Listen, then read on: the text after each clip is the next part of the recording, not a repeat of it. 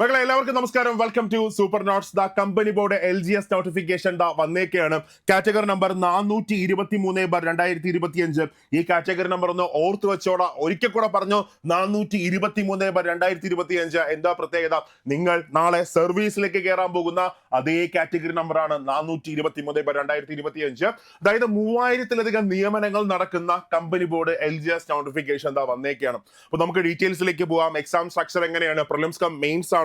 Then അത് കഴിഞ്ഞ qualification എന്തെങ്കിലും മാറ്റമുണ്ടോ? ഏജ് ലിമിറ്റിൽ എന്തെങ്കിലും മാറ്റമുണ്ടോ?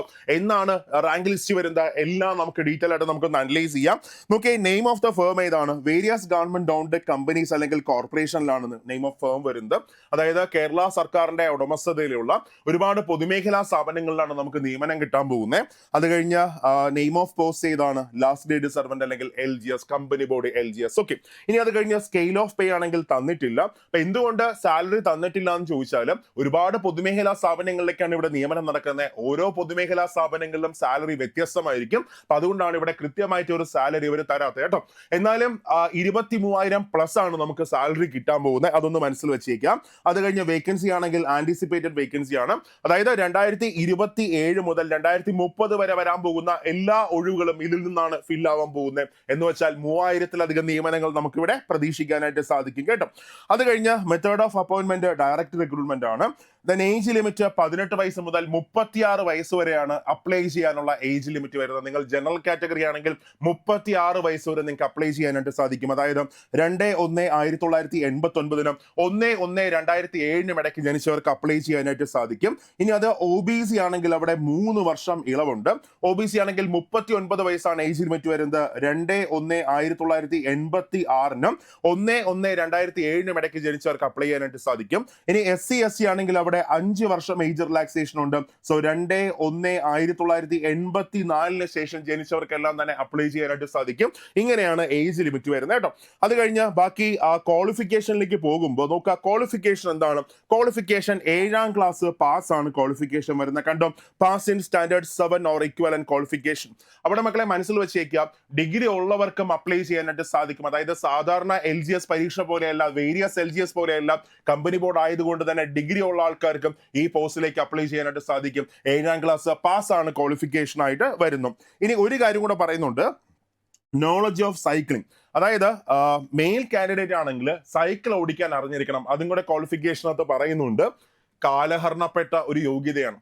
കാര്യം ഇന്ന് ആരും സൈക്കിൾ ഉപയോഗിക്കാറില്ല. പക്ഷെ എന്നിട്ടും പണ്ടത്തെ പോലെ ഒരു മാറ്റവും ഇല്ലാതെ സൈക്കിളൊക്കെ ഓടിക്കാൻ അറിഞ്ഞിരിക്കണം, അങ്ങനെയൊക്കെ പറയുന്നുണ്ട്. ഓക്കെ, അപ്പോൾ നമുക്ക് ക്വാളിഫിക്കേഷൻ നമുക്ക് മനസ്സിലായി. അത് കഴിഞ്ഞ് നെക്സ്റ്റ് വൺ പ്രൊബേഷന്റെ ബാക്കി കാര്യങ്ങളൊക്കെ പറയുന്നുണ്ട്. ബാക്കി നമുക്ക് ആവശ്യമുള്ളതൊന്നും വരുന്നില്ല.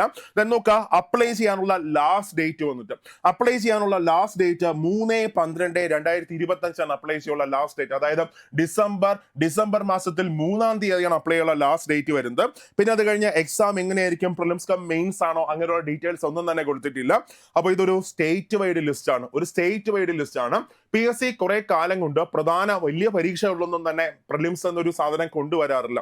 അതായത് ഉദാഹരണം പറഞ്ഞാലും ഇപ്പോ LDC ആയിക്കോട്ടെ, LGS ആയിക്കോട്ടെ, ഇങ്ങനെയുള്ള പരീക്ഷകൾക്കൊന്നും തന്നെ PSC പ്രിലിംസ് ഇപ്പൊ കൊണ്ടുവന്നിട്ടില്ല. ഒറ്റ എക്സാം മാത്രമേ ഉള്ളൂ. പക്ഷെ അവിടെ അതെല്ലാം തന്നെ ഒരു ഡിസ്ട്രിക്ട് വൈസ് എക്സാം ആയിരുന്നു. പക്ഷെ ഇവിടെ നോക്കുകയാണെങ്കിൽ ഒരു സ്റ്റേറ്റ് വൈഡ് എക്സാം ആണ്, ഒരു സ്റ്റേറ്റ് വൈഡ് എക്സാം. ഓക്കെ, അപ്പൊ അതുകൊണ്ട് ഒരു ഒഫീഷ്യൽ ആയിട്ടുള്ള കൺഫർമേഷൻ വന്നാൽ മാത്രമേ ഇതൊരു പ്രിലിംസ് ഉണ്ടോ എന്ന് നമുക്ക് അറിയാനായിട്ട് സാധിക്കത്തുള്ളൂ. അപ്പോൾ നിങ്ങൾ പഠിച്ചു തുടങ്ങിക്കോ.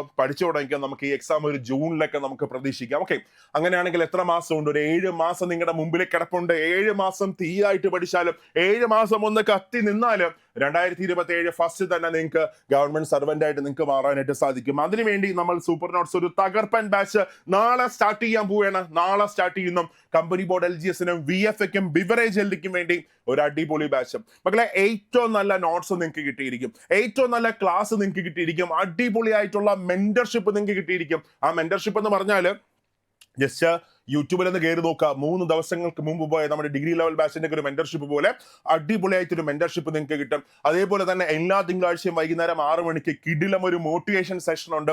അങ്ങനെ എല്ലാമായിട്ട് നാളെ നമ്മൾ സ്റ്റാർട്ട് ചെയ്യുകയാണ്. അപ്പൊ 250 പേർക്ക് മാത്രമേ ജോയിൻ ചെയ്യാൻ പറ്റത്തുള്ളൂ. അപ്പൊ ജോയിൻ ചെയ്യാൻ ആഗ്രഹിക്കുന്നവരൊക്കെ പെട്ടെന്ന് തന്നെ ജോയിൻ ചെയ്തു, ഇനി കാത്തിരിക്കേണ്ട.